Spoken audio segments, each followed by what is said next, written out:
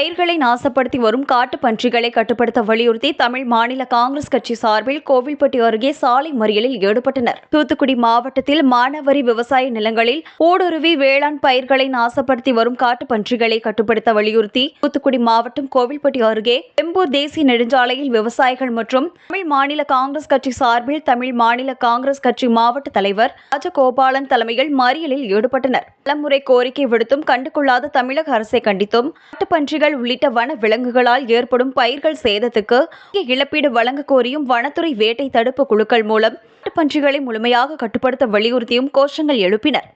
ஈடுபட்ட 100க்கும் மேற்பட்ட தமிழ் மாநில காங்கிரஸ் கட்சியினர் மற்றும் விவசாயிகளை போலீசார் கைது செய்தனர்.